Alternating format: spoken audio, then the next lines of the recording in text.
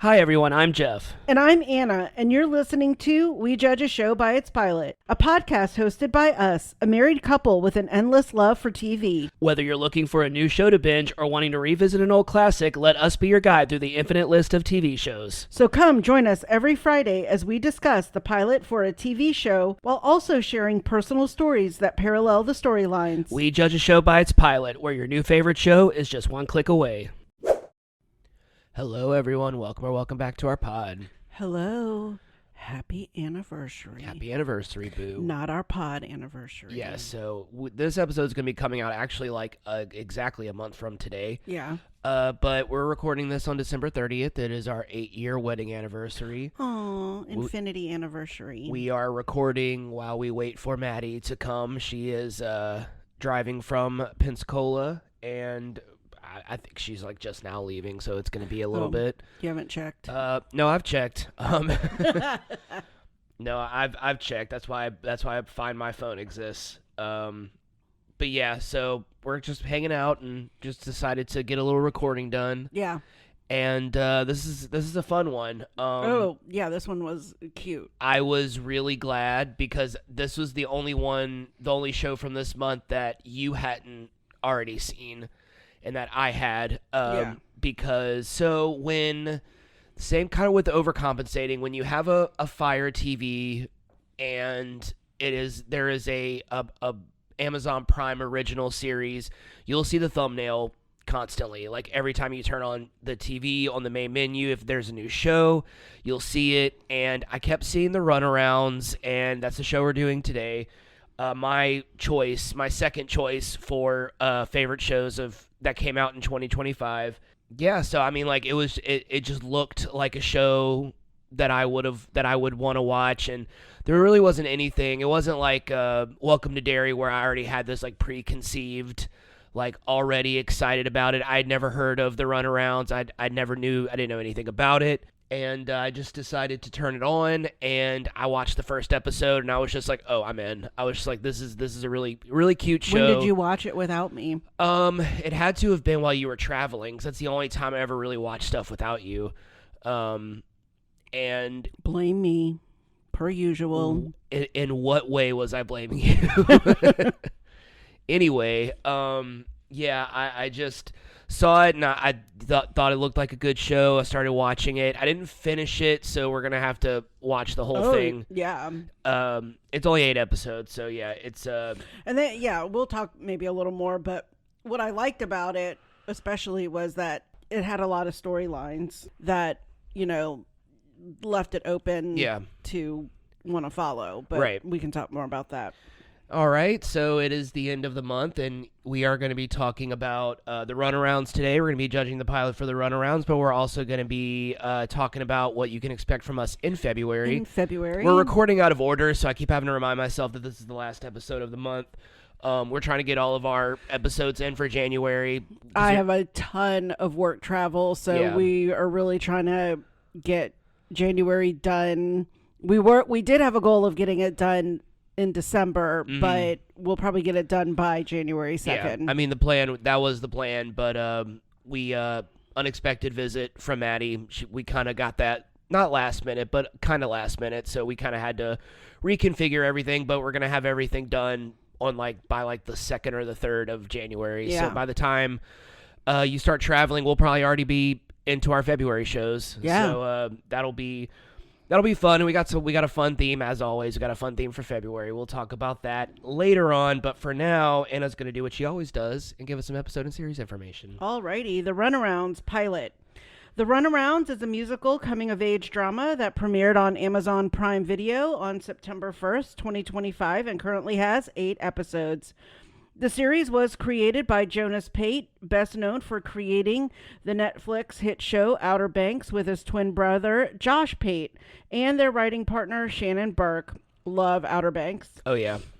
The pilot was directed by Jonas Pate and was written by Pate and David Wilcox. Josh Pate and Shannon Burke serve as executive producers. The series takes place in Wilmington, North Carolina, and centers around a group of high school graduates, aspiring musicians as they attempt to navigate becoming a successful rock band despite being in an industry where rock and roll has shifted out of the mainstream. Such a crazy thing to say, but like it is kind of true. The series stars as William Lipton as Charlie Cooper, lead vocalist, rhythm guitar, and songwriter of the band. Charlie is your typical dreamer. He often does things without thinking and tends to follow his heart, all of which usually leads him to getting in trouble. Alex Ellis plays Neil Crosby, guitarist and co-lead vocalist. Neil is carefree, sensitive, and a hopeless romantic. He desperately wants to make it big as a musician so he doesn't have to follow in his dad's footsteps as a contractor. Jesse Gallier as Wyatt Wysong, bass guitar, and one of the band's main songwriters. Wyatt is an introverted and very talented musician and composer, but he has a troubled home life dealing with an addict mother. Zendi Murdoch as Bez Willis, drummer. Bez is sarcastic yet grounded. He is often shown to be more talented than the others and struggles with staying with the Runarounds or going off to do bigger and better things. Jeremy Yun as Topher Park, lead guitarist. Topher is extremely pragmatic and struggles with choosing between his dreams of being a musician and the easy path of going to college and majoring in business. Maximo Salas as Pete Antuna, the band's co-manager. Pete is the heart of the group. I love him. I know, he's the best. He was the original drummer, but proved to be untalented and sort of unreliable. Yep. When he is replaced by Bez, he remains loyal to the band and becomes their manager. Marley Alaya as Ruthie Bender, the band's videographer and social media manager. Bender has a great sense of humor and is seen as adventurous and spontaneous, but struggles with showing her vulnerable side, especially when she begins to catch romantic feelings for one of the band members. Kelly Pereira as Amanda, Topher's girlfriend and eventual co-manager. Amanda is the brains of the operation. At first, she is against Topher and his dreams of becoming a musician, but eventually comes around and becomes the band's actual manager. I love her too. Oh, she's so funny. Yeah. She would have been me. Yeah. And Lila Pete as Sophia Kinney, a close friend of Bender and Amanda's and Charlie's longtime crush. Sophia's original plan was to go to college and become a doctor, but she begins to rethink those plans when she becomes the band's main songwriter. Sophia lost her mom to cancer and must deal with her dad's alcoholism. Lila Pate is Jonah Pate's daughter. Yeah, the creator's daughter. Oh, the creator's daughter. Brooklyn Decker and Hayes MacArthur have recurring roles as Charlie's parents. Midland frontman Mark Wystrack plays Catesby, a local music store owner where the band hangs out, and country singer Mackenzie Porter plays Phoebe, another local singer and Neil's love interest. The Runarounds is unique compared to other shows about bands in that the Runarounds are a real band. In 2021, a casting call went out looking for a band to perform on an episode of Outer Banks. Lifelong best friends William Lipton and Jeremy Young, Charlie and Topher, have been bandmates since they were 6 years old. It's really cute when they show real pictures, not like photoshopped real footage, of them. They auditioned for the Outer Banks episode together and described themselves as a package deal. They were cast along with Ellis, Gallagher, and Murdoch, and they formed the Runarounds for Season 3, Episode 7 of Outer Banks, entitled Happy Anniversary, where they appeared as the band playing for Kiara's parents' anniversary party.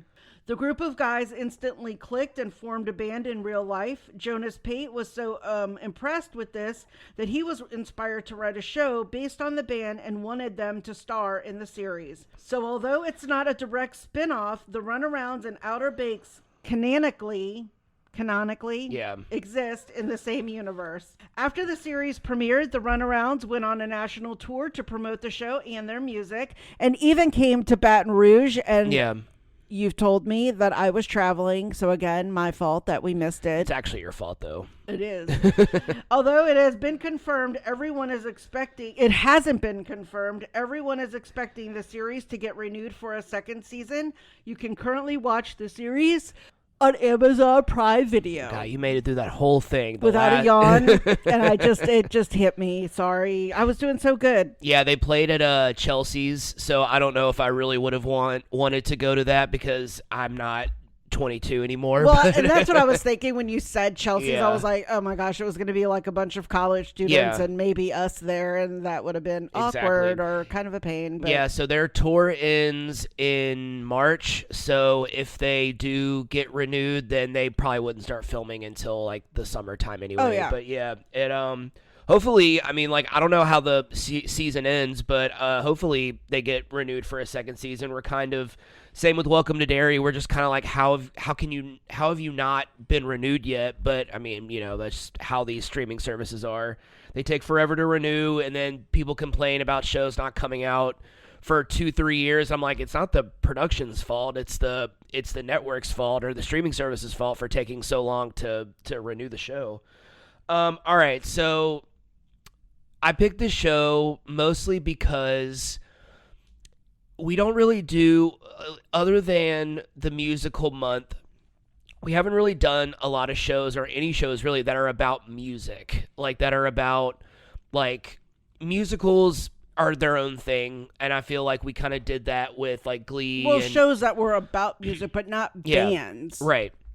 We haven't really done a show like this before, and also it was also a show that like I knew if I showed it to you, I knew you were going to like it. Oh yeah. I knew you were going to be into it. Even though it is nothing like Outer Banks. Outer Banks is basically just like a soap opera at this point. Outer Banks to me is like kind of funny. The Outsiders, but current. You know, It's very much like rich versus poor in school. Oh, it becomes so much more than that about the treasure hunting, hunt and all that. And great show, but I mean, like, yeah, but it does have the same like vibe as Outer Banks, and I always kind of make this joke where like it always looks like it's sunset, where there's always that kind of like golden kind of like look to it, where everyone just looks like it looks like it looks like air conditioning does not exist. Yes, like, they're all shiny. And it just, you know, it's just always this very like everyone's always like wearing, you know, like cargo shorts and it basically like tank tops, basically like how I dress. Yeah, just like it has the same vibe, although it is just completely different. But yeah, I immediately kind of fell in love with the show because it just it tells a story that, I mean, it's so coming of age, it's so classic coming of age, and that era of your life where you just graduated from high school and maybe you don't have a plan, like maybe you don't. And I think that's more common than ever now. It's just you don't. A lot of people when they graduate high school, maybe not everyone goes to college. I didn't go to college. I mean, like, I technically went to college. And now but a big thing is gap year. Yeah. And also, like, trade schools or community college. Mm-hmm. And I feel like now there are so many more known options than, say, when I was in school. And I know we're only 15 years apart. But, gosh, in the 80s, it was you either went to work, you went to college, or you got married. I mean, there might have been community college, but it definitely wasn't. I mean, there was community college. I'm not going to say there maybe was, but it wasn't as expansive as it is today. Like, it was definitely like a lead in to college. Like, you couldn't get a degree, but now at community colleges, you can get an associate's degree, and some even have like a bachelor's degree. So, I mean, I definitely feel like there are way more opportunities. Yeah, like when I went to Baton Rouge Community College after I graduated high school, it was basically like you were getting a degree in something, but like it was meant to transfer over to a 4-year college once you were done. It was like you were getting an associate's degree in liberal arts. You're getting an associate's degree in like general science. Like it wasn't like a specific, you couldn't like have a focus on anything. It was like you were just getting a degree in like in the department that you were, not like when you go to a 4-year and you're like a Bachelor of Science with a focus in biology or something like that, like how you do it in a 4-year. But yeah, like I mean, when I graduated high school, it was about 90% of the people I knew that went to college, it was either LSU or Southeastern, and I knew very few people who were going to other colleges. Like I knew like 1 or 2 people that went to Northwestern. I knew one person that was going to Baylor, and like that's it. That's so different from my high school. Obviously, I knew people going to the Ivy League. I knew a couple people that went to UNO. Like North Carolina, Rhodes College, Georgetown, Swanee, Rice University. I mean, I went to an extreme college prep magnet school, different than Woodlawn, but yeah, I mean, and that's also the difference with, I think my school was, there was like extreme pressure to go on to college. So I think that was something that was very different between you and I as well. Yeah. Update. Maddie's leaving now. Yay. She be on her way. I'll be contrapting her. All right, contraptor. Okay. Sorry. Yeah, so yeah, I mean, like there was, maybe it was just because I know that there are tons of universities in New Orleans, but I feel like when you live in Baton Rouge and you have a college like LSU in your city, that's just massive and huge. And if anyone's anyone listening's never been on the LSU campus, it's huge. I mean, like, it's such a big school. I mean, it's not as big as like a lot of other state schools, but it's pretty damn big. And but yeah, like I just knew, I think maybe 75%. I knew, like, and I only knew a few people that went to Southeastern. It was all LSU. Like, everyone was going to LSU. I knew like one or two people that went to UNO, a few that went to Southeastern. Yeah, it was just like all LSU or BRCC. Like, I went to BRCC, and I knew a ton of kids that I went to high school with that were there, but that wasn't a college experience. So I mean, like, yeah. Well, you weren't living on campus in a dorm doing college. No, it felt like 13th grade. It felt like more high school without lockers. Yeah. But anyway, so I just picked this show and I think another reason why, and same with Outer Banks, is that the Pates and who, the people who create Outer Banks and their Runarounds, they should be given some type of award for character development and for like writing characters, because like both in Outer Banks and the Runarounds, I feel like they just pick these like really natural actors that just like really do a great job of feeling real and feeling like they're giving these genuine performances. And it's just really kind of refreshing, because you watch a lot of teen shows and a lot of high school shows and college age shows where everyone is just like really hot, and the acting is just very like one-dimensional, and it just feels very surface level. Even with shows that I like, you go back and watch it and you're just like, oh, you were cast because you're hot. You're cast because you're good looking. No offense to those actors, but I mean, like, these characters, I immediately liked them. I immediately fell in love with them. Like, Pete became like my favorite character, but then Wyatt kind of became my favorite character after a while. The bass player with the mean mom that you hate. I just wanted to punch her in the face. Like, and we talked about that while we were watching. We can talk a little bit about that when you're in the pilot summary itself, because it was, to use a word of the youth today, it was triggering me about parenting. Mm-hmm. And again, you talk about, I mean, not you specifically, but I mean, people talk about, just anyone can become a parent, and it's just, you're just like, there are people who shouldn't have been parents, and that lady was one of them. I just wanted to strangle her.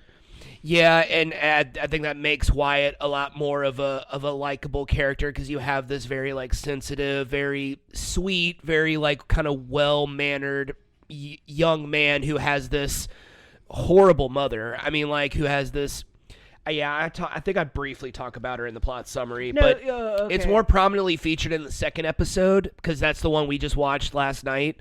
But yeah, like it. And I love Bez, his best friend. Oh yeah, he's they're all my favorite because I love them all for various reasons. Right, so same. Even when Charlie makes me kind of mad, because he in the second episode he will probably make you kind of mad. So anyway, another reason why I love this show is the music. The music is, I mean, it's very much.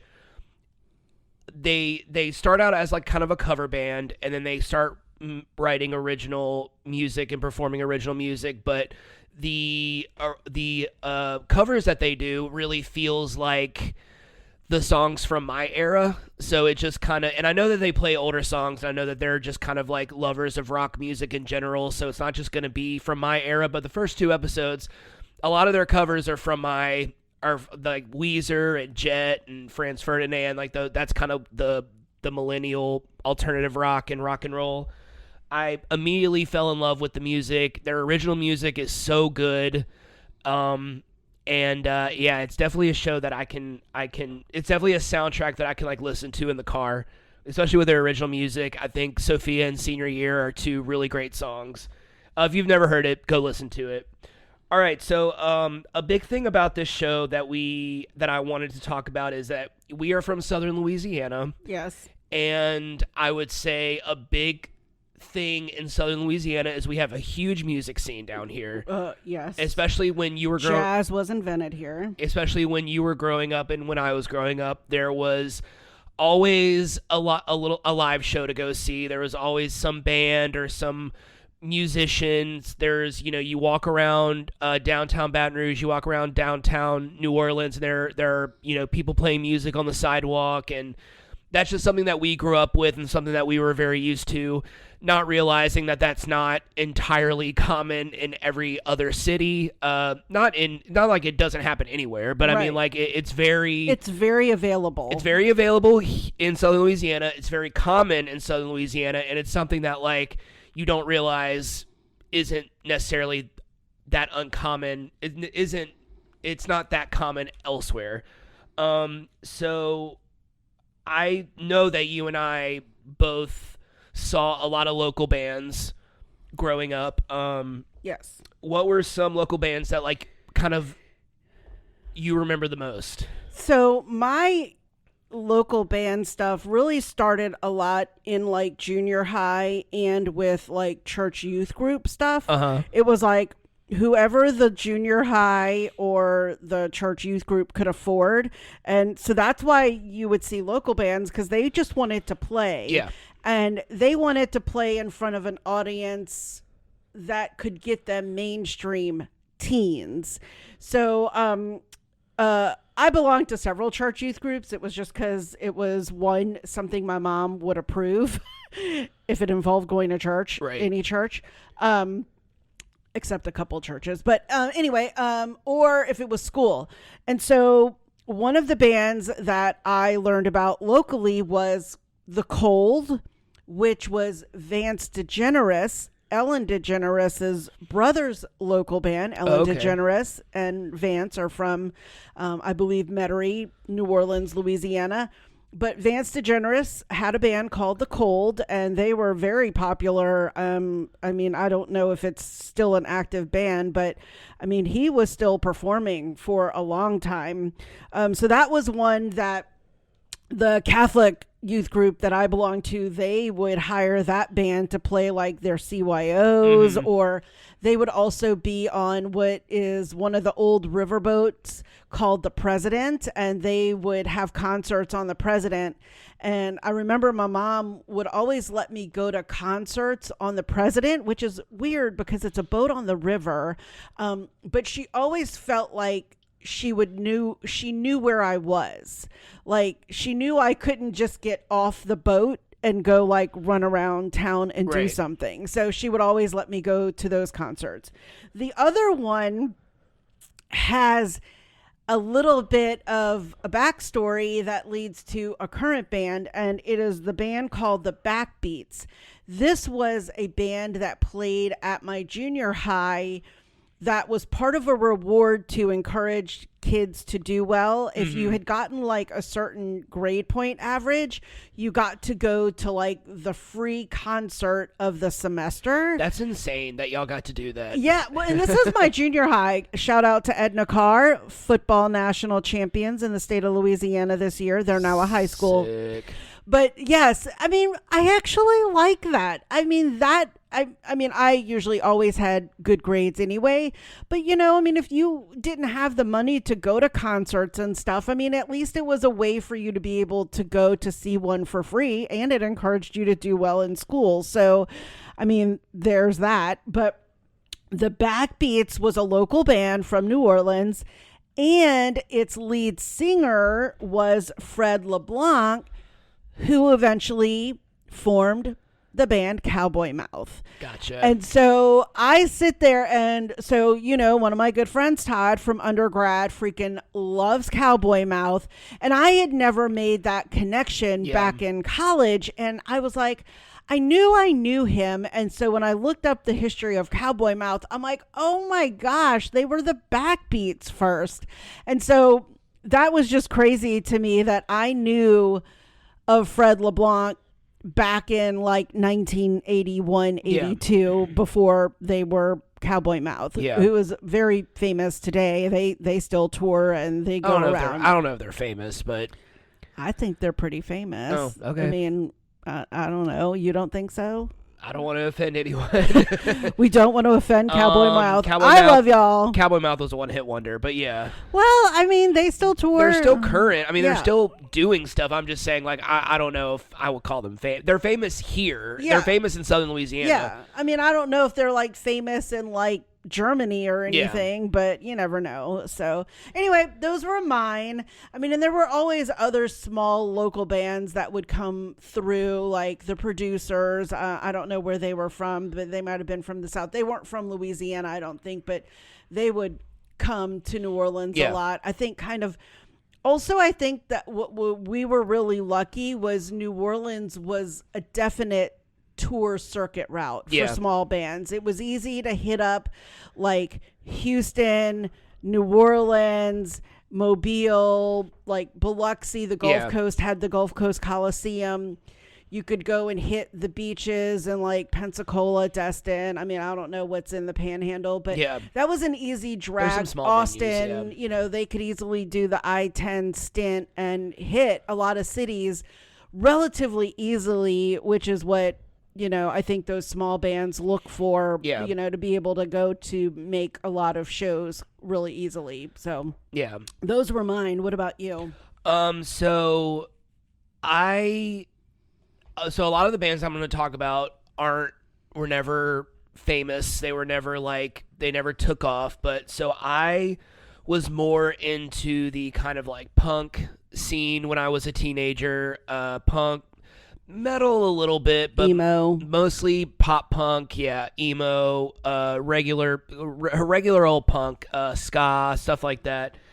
But I remember going to there used to be a music festival in Baton Rouge that was called, I think it was called Bonfet, and it was in the 90s. It only lasted for a few years, and sometimes they would have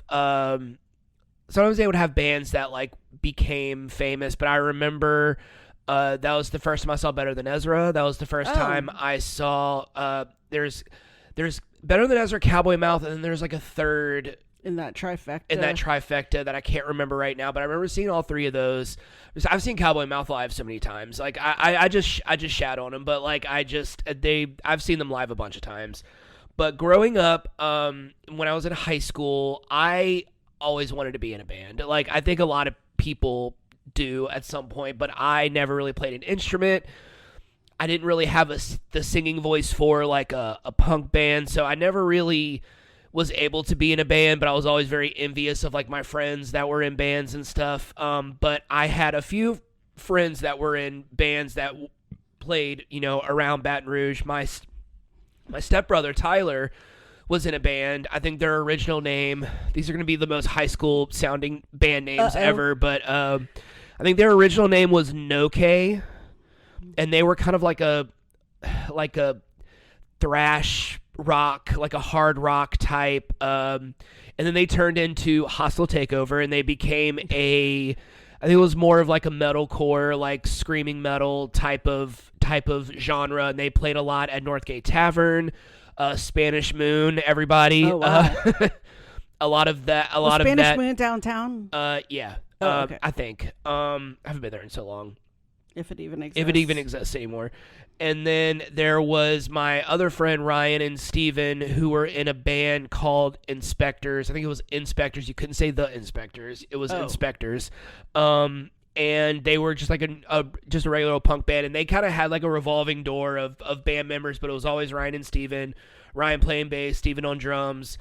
And they kind of had like a revolving door of like vocalists, guitar players, but they always played off and on together for like 4 or 5 years, something like that. And then a lot of the local bands that I saw growing up were this punk band called Nullified, who I'm kind of bummed that they never like took off. Like I'm kind of bummed because like I had their EP and they were great. Like they were a really talented. Obviously I don't know what happened to them. I don't even remember like their names or anything, but they were really good. I saw them a few times and I really liked them. Like I said, I bought their EP. It was like a 6-track CD, like 6 songs on there, and they were really good. And you just never really know like what happens to these people when they don't.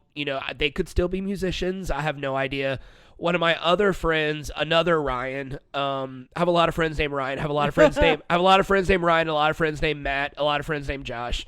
But yeah, I have Ryan, who that was the one that you met at B Arcade. Oh, that one time, yeah. He was in a band called Not Yet. I think that was the name of the band, and I really liked them. They were another like kind of punk, like kind of 90s punk cover kind of thing. And then there was one of my favorites was, so a lot of times we would go to these shows, and like Inspectors would play, Tyler's band would play, whatever they were called at the time. And then Nullified and Not Yet, like all these kind of bands would always all play together. And there was this other band. I loved that their name was Stanley's Car, and I don't know why I loved that name so much, but was someone in the band named Stanley? Yes, and they did travel in his car, so I mean I think that there was like an actual point to it, but the whole joke was Chance, who Chance, we were at one of these shows and he was in the parking lot, and I guess he was backing out. And he hit Stanley's car. And so that was like the whole joke. We were like, Chance hit Stanley's car. But they were like a ska band. They had like so many people in their band. They had a ska band and they were really good. Did Tyler's band ever play outside of Baton Rouge? Like, did they ever go anywhere? I don't know. Oh, okay. I don't know. And then there was Rick's band, Rick and Ian's band. I don't remember their band name. It was like something Robots. It was like Kill Robots or something like that. And another one of my friends' bands, I think they were called Merkins or the Merkins or something like that. Okay, that's not good. And what? The Merkins? Yeah. You know what a Merkin is, right, babe? No. A Merkin is like what covers a woman's hoo-ha. Like it's like a fake one. Okay. I think that's the name of the band. I don't know what to tell you. They were like a little punk band from Baton Rouge from a long time ago. Yeah, they're not together anymore. Oh, well, or hopefully they have a new name. Yeah, but anyway, I can cut that if that's too offensive. Yeah, but well, I just pulled it up to make sure I was correct. It is an artificial hair covering for the pubic area. Oh, okay. So it's like a vag wig. Oh. So that's not offensive. That's just it's weird. not offensive. It's like a real thing. But why would you name a guy? Why are bands called anything? I mean, know, like, but that's a weird one for a bunch of guys. I mean, that could be like a female band name. I don't know. I think that just surprised me. That's funny. Okay. Anyway, sorry. I mean, I was gonna ask you what the heck did no K mean? Like, I don't know. I don't know what any of these bands. I don't know what any of these band names meant. Like Stanley's Car. Yeah. I love it. Stanley's Car was a funny one though. I always remember that one. Especially since there was an actual Stanley and they went around in his car. But yeah, those are kind of the ones that I remember the most. There really weren't a lot of like, oh, I saw this band. I know this band before they got famous or something like that. Like I discovered, not me personally, but there were a lot of like bands worldwide that like I kind of found out before they came famous, and that kind of leads into my next question. Yes. So the whole thing with the Runarounds is like they're trying to become a successful rock band. They're trying to become like, rock stars, quote unquote. And, it's all these kind of people, if they do end up becoming a famous band, like you kind of have all these people that were like, oh, they played at my graduation party. Oh, I saw them at this small little venue. And you kind of always hear people talk about like, oh, well, I was at this little hole in the wall, and this band was playing, and it turned out to be Green Day. You know, it was just kind of like you kind of hear these stories from random people about like kind of seeing these bands or discovering these bands before they became famous. Do you kind of have any of those? Like, doesn't necessarily have to be bands that like you knew, but like bands that you kind of like found out about, and then maybe you like came across their CD or their record one day, listened to it, and then like the following year or like a few months later, their single comes out. I think I'm not going to say like I totally knew of these bands before they were famous in any way. I mean, the two that are off the top of my head were Hootie and the Blowfish. Like, I think I had heard one of their songs on MTV. Obviously, they were on MTV, so they must have been like playing and with a label and, you know, getting publicity. But I definitely fell in love with them, I think, a lot before other people really found their music. And like, I remember getting their cassette, and for me to get a cassette was a lot because like I didn't have a car. I would probably listen to it on my boombox in my apartment. And so that was one that I think I liked, Hootie and the Blowfish, a long time before a lot of people did. The other one I kind of feel like is Alanis Morissette. Like, I loved her immediately. Yeah. She was one that just resonated to me, and I don't think a lot of people, you know, knew who she was. She was Canadian, and I don't, you know, remember a lot of people knowing who she was and going to her concert, and people are like, what concert are you going to? And then like a year later, Jagged Little Pill or something came out, and it was like, oh, okay, angry white woman or whatever. And I'm like, no, powerful white woman. You know, like, I love her. She's saying it like it is. And so I loved her early on. I think before a lot of people came around to really knowing who she was. Yeah. What about you? I have a few. So I had my older stepbrother Wes. He was really, really into music, and he was kind of me and Tyler's kind of original kind of guide into rock music, because we're like 5 years younger than him. So when he was like 18, 19, we were still like in middle school, still kind of figuring out like our music tastes and stuff like that. We were taken to a 311 concert. I think it was the summer of 2000. And we went to a 311 concert, and there was an opening band, and they had been around for a few years, but they hadn't like taken off yet. They had a fan base, obviously, but they had this new album coming out, and we were able to buy the album. That band was Incubus. Oh, and Make Yourself was the album that we bought at the concert, and then Stellar was the single that came out literally like a couple months later. It was like a couple months later. Stellar was on the radio, and it was playing every 5 seconds on the radio, and then all of a sudden Incubus just became this huge band. And I remember like at some point in my sophomore year, I think Incubus was coming back to Baton Rouge, and they were headlining they weren't opening anymore. They were headlining, and it was like all of a sudden everyone's like, are you going to the Incubus concert? And it was just so funny, because it was just like, oh, I was listening to them, and it was so brief. Like, it was like we discovered them literally right before they blew up, and it was kind of cool. Like, it was kind of cool to kind of have that, oh, you're just now hearing of Incubus. Like, it was like the really one of the first times I was really kind of able to do that. But they stayed one of my favorite bands for such a long time. Their older stuff is absolutely amazing. We were going to see them live one time. You had free tickets through the casino that in New Orleans. But when I saw their set list, it was like all songs I'd never heard of from their last few albums. I don't remember. Something else happened. Was that? It was the venue. It was the venue. Was it the Fillmore? Yeah, it was the venue, because we were just gonna be standing the whole time, and we had gone to a parade. Yeah, I was gonna say, was it the night of the parade? And it was just like, were we gonna go and just stand for 2 or 3 hours? And that might have been when had I fallen.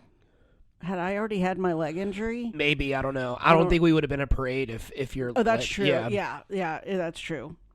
But another one, so I've talked about it before. One of my favorite movies, one of my favorite soundtracks is Angus, and it came out in the '90s. And what are you doing? I'm sorry. Oh. Sorry.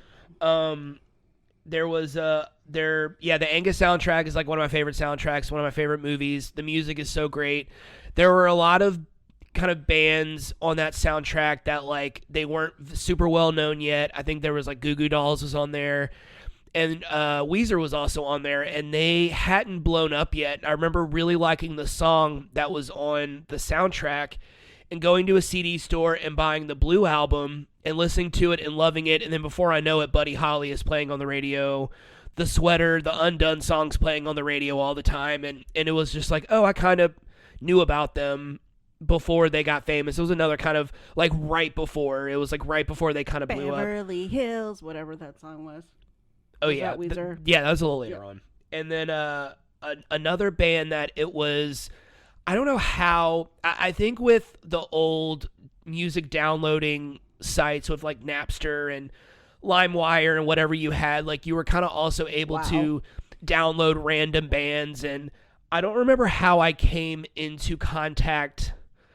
I don't know how I initially found out about the Killers, but I remember love them. I remember downloading a bunch of their songs, and maybe someone was like, "Hey, have you heard of this band?" And it was before Mr. Brightside. It was the single before Mr. Brightside. I think it was called like Ex-Girlfriend or something like that. And I remember downloading a bunch of their songs and really liking them.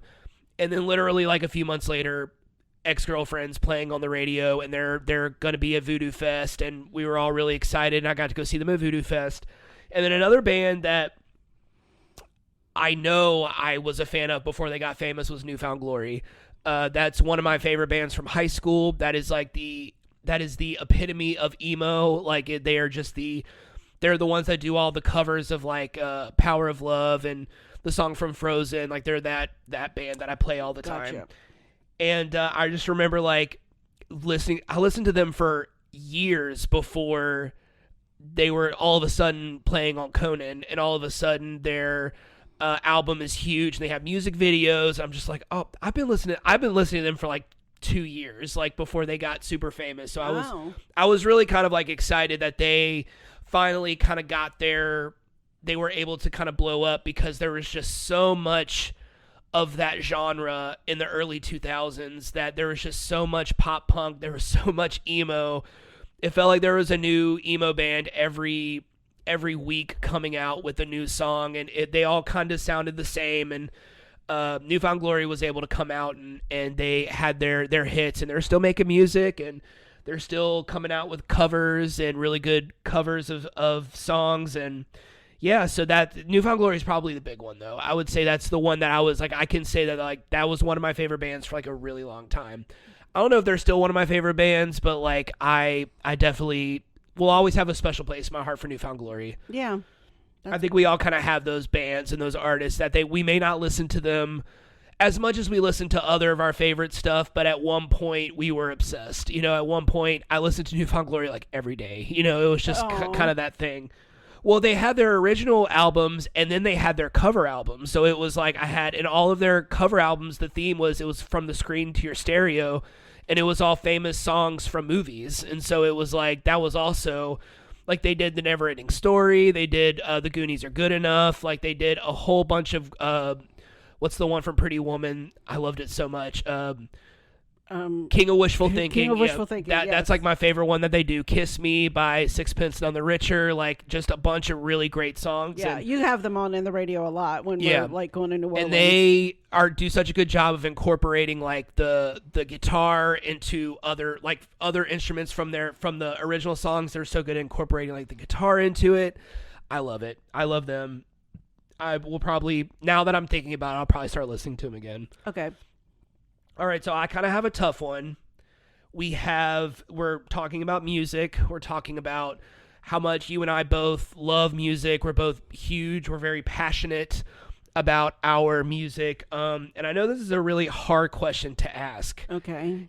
But do you have like a top 5 favorite bands, favorite artists? They don't have to be above all else. But like when you think, if it's almost like gun to your head, what are your top favorite bands? Like, just not literally, but like. Well, I will say, you just said we're very passionate. I probably was way more passionate about music when I was in school, like high school, college, even law school, which is crazy because when I moved to Seattle, like that was like kind of still at the very height of the grunge era and stuff. So, but I didn't actually see too many concerts when I lived in Seattle, certainly not at like local clubs and venues. I mean, I did go to a few concerts, but not like grungy music. Yeah. But if I had to pick of my life, I did put more than 5. So you're good. I probably won't talk as much as like you get passionate about them, but I have like my go-tos, and these are artists that I will say that I can put on their music at any time, and it just takes me back. It makes me feel good. They're my reliability. They are the music that I go to because I know they'll make me feel good, make me feel happy, etc. They are the Go-Go's. Oh, yeah. Alanis Morissette, Yaz, Hootie and the Blowfish. And kind of, I haven't listened to Darius Rucker's music as a solo artist. But I think Hootie and the Blowfish, I think the band is back together and they're doing new stuff. So I might need to check that out. The Psychedelic Furs. Nice. Depeche Mode, The Cure, Backstreet Boys, The Police, Duran Duran, and The Bangles. Like, I just loved all of those bands. It's obviously very 80s, very 90s music. I mean, you have your current people that, I mean, obviously I could throw in stuff like Taylor Swift and, like that. Yeah. And I know, don't come at me, Swifties. I love my Taylor Swift. I've loved her since the beginning. Hell, her first hit was Tim McGraw. I'll put it out there. I went to college with Tim McGraw. So name drop. I have known Taylor since she started. And yes, she is on my playlist at the gym. She pumps me up, but I'm not going to like be like, oh my gosh, she's like my ride or die. Those are like my core memory of growing up. Taylor is like my current, what do you call it? Like vice or current like love of, just what's on the radio. So, I love her too. And then there are other groups like Jonas Brothers who I love one or two of their hits. One Direction. One Direction, 1D. Oh, I love a ton of their stuff. They're probably, the only boy band according to Aaron Dugal, currently. But yeah, so those are some of my faves. Those are just the ones that bring me back, that make me feel good, that pump me up. And that, if I need a good tune, I can find them in my Apple library or on the YouTubes. What about you? Of course, I wrote more than 5 because you did more than 5. So blame me, per usual. What else is new? Well, I originally had 5, and I was like, I just thought of like 5 more. It's hard to just have one. So this is kind of like just once again off the top of my head, but I think ultimately, the reason why I'm like, don't think too deeply about it. Off the top of your head, who are some of your favorites? I think you'll get your genuine favorites when you do that. Like, right. That was hard for me to say 5. I think when you think too deeply on it, you're like, oh, but I really like these 2 songs. And it's like, no, it has nothing to do with like their music as a whole. Who do you love the most? Because I could easily add groups like Foreigner, Styx, Doobie Journey, Brothers, Journey. I mean, I've Queen. just Sagala, Queen. Yeah. I mean, I think to like my playlist, I still have old playlists of when I was doing half marathon training, and those were the bands that would like pump me up, or that I think, when I exercise, I have to listen to something and it's to pass the time. Yeah. Like I'll watch a Smosh episode or an episode of, Sex Lives of College Girls or something. And it's because I know this episode is 30 minutes or this playlist that I've created is 42 minutes. And so when I know I'm close to being done, I'm almost finished my workout or whatever it is. And that's how my mind works. So it was hard to pick 5 because there are dozens I go to. So what are yours? So Sorry. I wrote down 9. Okay.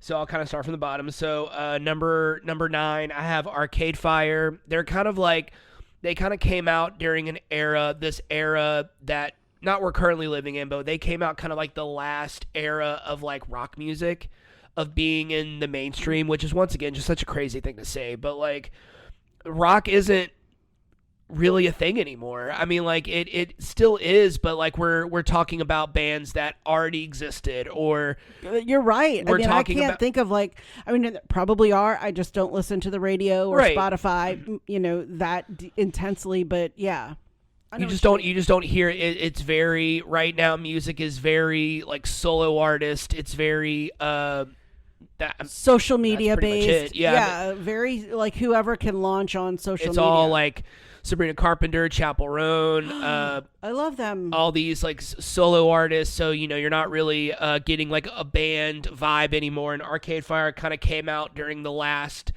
era of like rock bands coming out regularly. I also have Depeche Mode. They're one of my favorites. Talking Heads. Psycho Killer is like one of my favorite songs of all time. Road to Nowhere. I can listen to it every single day. I absolutely love that song. Dire Straits is another one. Walk of Life was apparently a song that I've loved my whole life because my mom would play it in the car and I would fall asleep. So apparently I've loved that song since I was a baby. Of course, I can't have this conversation and not bring up the Ramones. I've been loving them since before it was cool to be a teenager and love the Ramones. It seems like every time you want to be an edgy character in a movie, the teenager has to be wearing a Ramones t-shirt, but I loved them long before that. Joan Jett, obviously. Joan Jett is probably if I were to pick like a favorite other than my number one, Joan Jett is probably number two. I have loved her since I first watched Freaks and Geeks, and Aww. Bad Reputation is the theme song, and I had never really listened to Joan Jett before that, and then I became obsessed. That's how I discovered the Runaways, and then that whole genre, and then that whole band. Before she became Joan Jett, she was the guitarist and lead vocalist in the Runaways, and they were a great band. Anne Boleyn is another one. I don't listen to them as much as I used to. I remember you listening but to them. I love them. I love them. They were a band that I was introduced to when I lived in Florida, and their music videos would play at Hard Rock where I worked, and I just loved every song that I heard by them. I just loved, and I just kind of continue listening to them my whole life, and every now and then I'll just kind of put it on. I'm like, oh, this is so good. So we're kind of going into my more like, I can't, like, when I immediately think of my favorite artists, these are the ones that come to mind.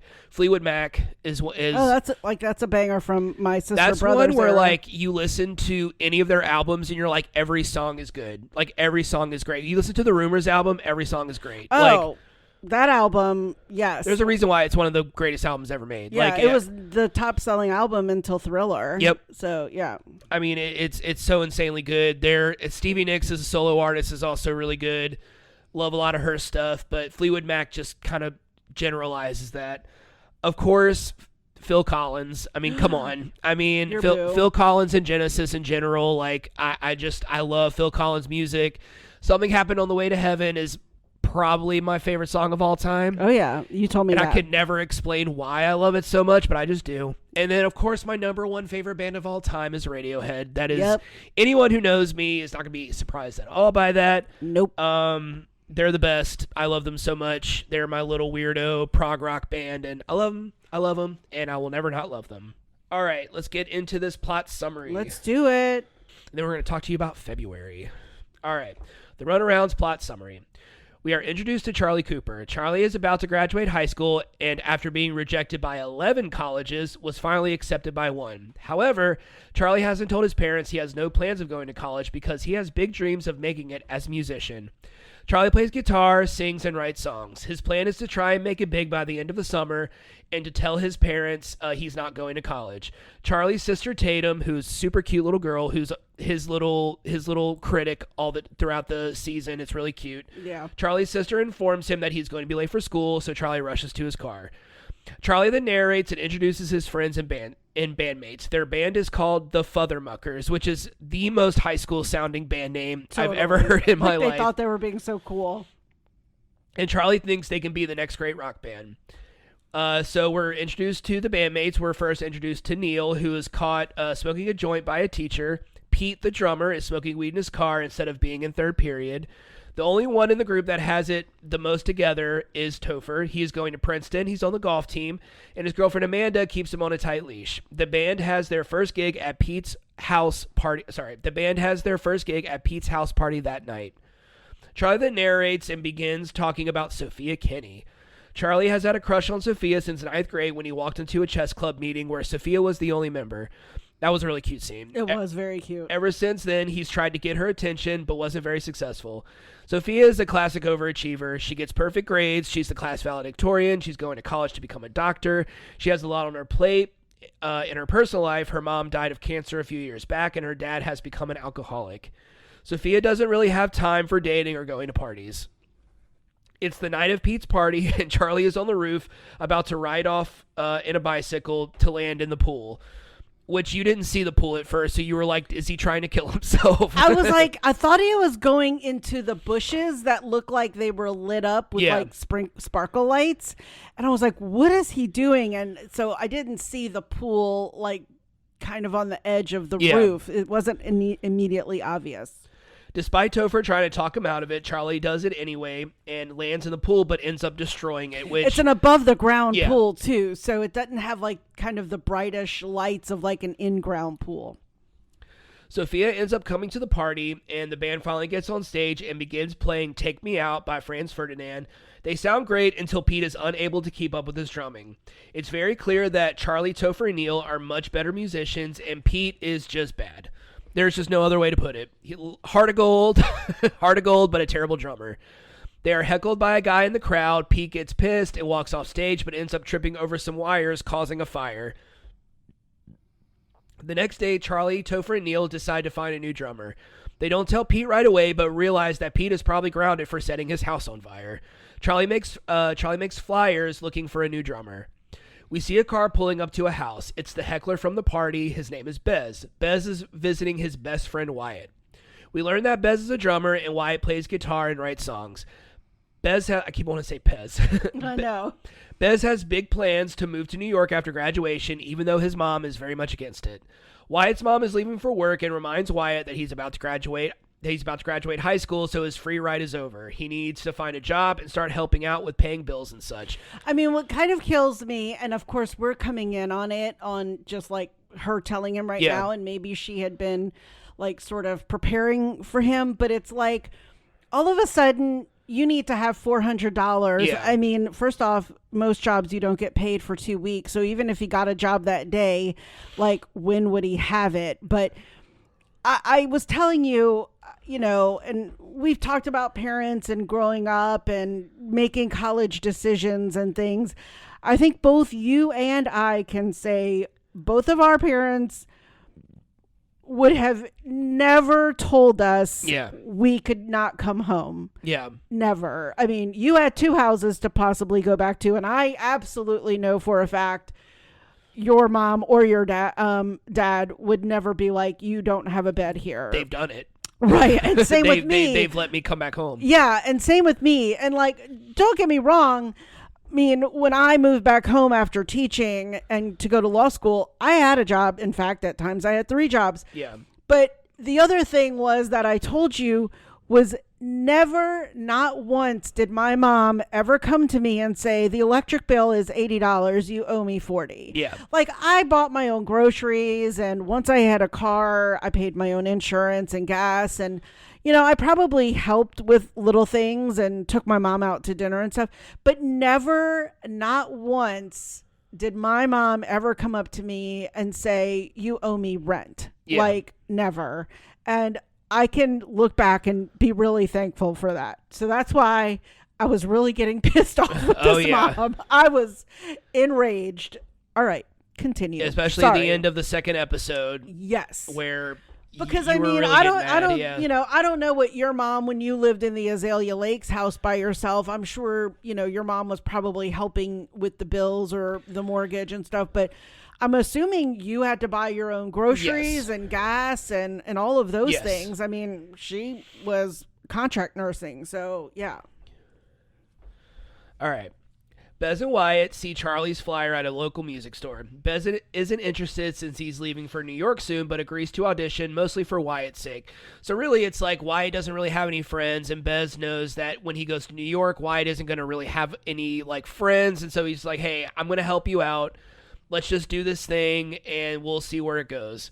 They show up to the audition, and Bez shows off his drumming skills. It's very clear that Bez is an insanely talented drummer. Oh, yeah. He rules. Like, he's insanely good. Topher begins playing Are You Gonna Be My Girl? This is my favorite scene. This is my favorite scene like watching the band kind of become a band. It was such a subtle, but it was such a great song. Are You Gonna Be My Girl by Jet. Everybody who's anybody knows that song. Of course. You've heard every wedding band probably play it. Yeah. Charlie and Neil join in. Wyatt picks up the bass and starts jamming with them. Or the bass. Fish. You just pulled an Angela, right? Angela did that in the carnival, Yeah. and when she kept referring to it as the she kept referring to it as the bass, and they were like, they kept referring to the fish as a bass. Bass, right. The opposite. Yeah, so Wyatt picks up the bass and starts jamming with them. So not only did the boys find a new drummer, but they also found a new bass player that also writes songs. At graduation, Sophia gives a speech about how she wished she had more fun during school. She wished she went to more parties, made more memories. She tells her classmates to go out in the world and dream big. Also a very good scene. It's the night of George's graduation party, which at first I was like, who's George? But then they introduced George in the second episode. And so I'm like, oh, I forgot that was that character's name. The one that asked out Sophia. The Futhermuckers have their first gig as a newly formed band. While setting up for the show, Pete shows up assuming he's playing drums. It's now time for Charlie, Topher, and Neil to tell Pete he's been replaced. We cut to this scene and Pete is bawling. Probably one of the funniest ugly cries I've ever seen. There was so much fluid. Because he's also drunk, I think, by this point too. So it's even more hilarious. There's so much fluid coming from his eyes, face. His nose, his whole face is wet. It was great though. we were cracking up. Instead of lashing out, Pete shows his true character and vows his loyalty to the new band and says he'll be their biggest fan, which was so cute. They have a big group hug, but Bez interrupts the group hug and tells the boys that Wyatt is MIA. Wyatt suffers from stage fright, mostly due to his insecurity of feeling like he's never good enough. Wyatt sneaks off to a shed of some kind, it looks like a shed, and begins having a panic attack. He envisions his mother telling him he's not good enough, he's not talented, he should give up his dreams of being a musician. Bez and the boys find him. Bez knows he's having a panic attack and remembers Wyatt telling him that he would listen to Metallica to calm down. So the boys start singing Enter Sandman, and I know you were getting... I was so emotional. One, because I hate his mom. Yes. But also because, they could have easily have made fun of him or been like, oh my God, we don't need you. But they were like, one, we need you. Yeah. And one...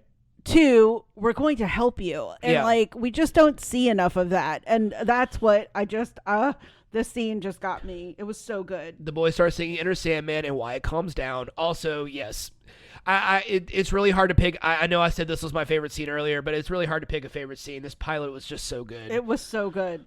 They exit the shed and approach the stage while Enter Sandman's playing, which I loved because I love me some Metallica.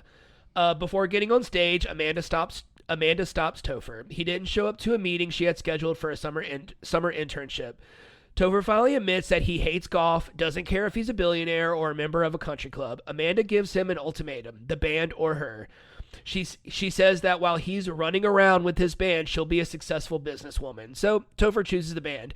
I'm really downplaying what all Amanda said because I remember when Topher chooses the band, you were just like, why would he choose her after all these things she just said? Well, right, because she was being super mean to him and saying all these degrading things. And one of my things is you've just got to be nice to me. You've just got to be a nice person. But I then turned to love Amanda later. Yeah. So. Second episode, she comes around. She's hilarious. Yeah. Charlie introduces the band to the crowd, but realizes they need a new name. Inspired by Amanda's words, Topher suggests the Runarounds. They play Wyatt's original song, Senior Year. They sound amazing. The crowd loves it. It's very clear that they are now officially a band. They have a great sound. And at the end of the song, Charlie sees Sophia in the crowd singing along. It was so good. It was really, really good. And during this pilot end of episode, but during this we're also introduced to Charlie's song Sophia, which isn't completely fleshed out yet. But he sings it to his sister. Yeah, and you kind of hear like a bit of it, but you kind of that's also kind of part of it. I also left a lot of stuff out. As always, since these are newer shows, this is probably the most detail I've gone into on a pilot summary, just because so much happened. But I mean, Prime Video, go watch this show. I know we keep saying this, but like this is going to be the month where we're going to be heavily promoting these shows because they're our favorites of 2025. Yeah. So it only makes sense. We're not going to be heavily criticizing these shows because we love them. The only criticism I'll give is that there aren't enough episodes. Well, it is new. But yeah, like it's so good. It's so well made. The actors are amazing. It's so well written. The music is fantastic. The stories are very well told. Like it's just all around a great show. Yeah. And if you love music, coming of age type stuff, this is for you. And it's on Prime Video, so go watch it. Yep. All right, you think that wraps this one up? That sounds like a wrap up. All right. That wraps up this episode. Thanks for tuning in. If you haven't already, go ahead and follow us on whichever platform you're listening to this podcast on. That way you'll be notified every time we publish a new episode. You can also follow us on Instagram at WeJudgePilotPod. We're also on Facebook and Threads. You can leave us a comment, suggest a show for us to watch, or leave some emojis in the comments. What you got? All right, for the runarounds, I have the school, any of the graduate emojis, the boy or the girl graduates, any of the music ones, such as the mic, the musical notes, the guitar, the house and the bicycle, the toilet paper, because the day after, I think Pete has a party, he has like so much toilet paper in his trees, the beer, any of the drinks, the world, because of her graduation speech, the crying emoji, the chess piece, the cigarette, and the golf emoji.